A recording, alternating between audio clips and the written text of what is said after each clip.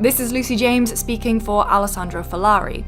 The opening hours of Resident Evil 3 are incredibly effective at putting you on edge. Placing the volatile and intense conflict between protagonist Jill Valentine and the unrelenting force of nature, the Nemesis, front and center, the remake of the 1999 game presents some strong survival horror moments that show off the best of what the series can offer. But after that solid start, it becomes clear that this revisit to a bygone era not only loses track of the type of horror game that Resident Evil once was, but also loses sight of what made the original so memorable.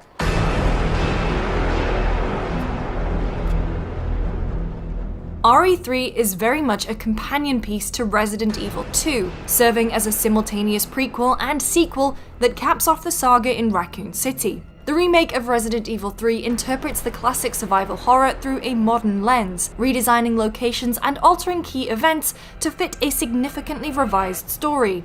It doesn't deviate too much from the formula set by its predecessor, but it does have a more pronounced focus on action horror. Returning protagonist Jill Valentine is a capable survivor, and she's well suited to handle the undead and other bioweapon monstrosities like Nemesis that roam the city. Along with dodging attacks, she can also pull off slow-mo evasive rolls that open a clean shot at the enemy's weak point, which can be especially satisfying to pull off during an intense encounter.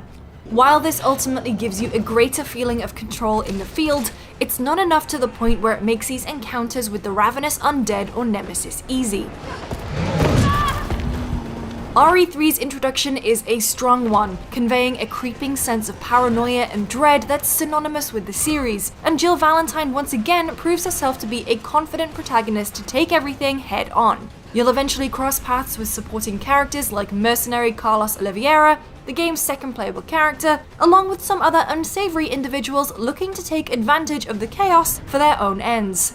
The key players also get their own big moments throughout the plot, which feel earned and are fun to see play out. But disappointingly, RE3's story reaches its conclusion after a brisk 6-hour campaign, which is made worse by a lackluster finish that left me wanting. While this is comparable to the 1999 game, the shrinking scope of the remix campaign after its great opening makes the short run all the more clear. Still, RE3 possesses an impeccable level of detail for the locations and action during its brief campaign.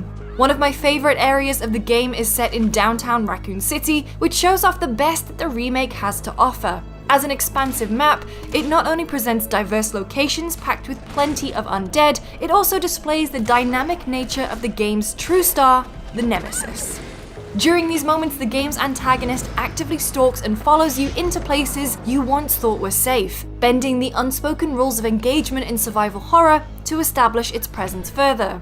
Nemesis makes the tyrant from RE2 come across as a fedora-wearing goon, and even when you find yourself in a safe space, you can catch a glimpse of the villain waiting outside for you to leave, which still stands as some of the most unnerving moments in the game. However, as the game goes on, it becomes clear that Resident Evil 3 struggles to maintain a good pace. Just when you're getting accustomed to a location, a story beat will occur that will bring you to the next area, preventing your return. Puzzles are also infrequent, which puts more of its focus on exploration and combat that becomes a bit stale towards the end of the game. There are some moments where the game's strengths for action and horror shine, but generally its attempts to balance both can come across as hollow, and at its worst, they can be jarring. This is especially true with the many elaborate set-piece encounters where you control Jill as she navigates Uncharted-like sequences. They often result in tonal whiplash, as you typically transition back into the slower survival horror pacing right after.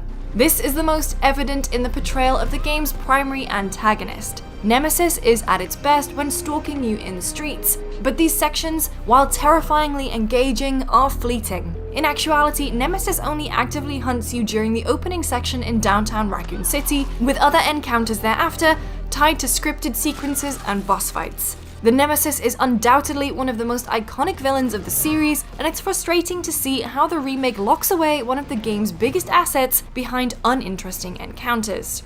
After you finish the campaign, Resident Evil 3 opens up a bonus shop in the main menu that lets you purchase new costumes and extra items with credits gained from completing challenges. While these can be fun for a revisit, there isn't much else in the way of bonus content to keep you going.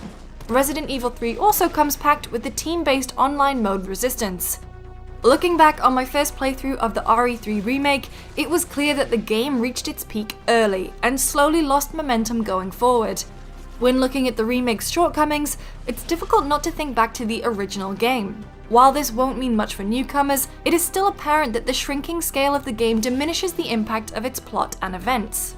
As a remake, Resident Evil 3 not only falls short of honoring its source, but it also doesn't quite stick the landing when offering a solid standalone horror experience. Even without taking into account the original game or even its predecessor, RE3 struggles to keep up with its pace amid a clashing of elements from survival horror and standard action. It actively tries to have both in conflicting ways and doesn't succeed as well as it could have with either. While it does have a strong start and does give its principal villain some great moments, this truncated retelling of one of the last classic Resident Evil games isn't able to do it proper justice.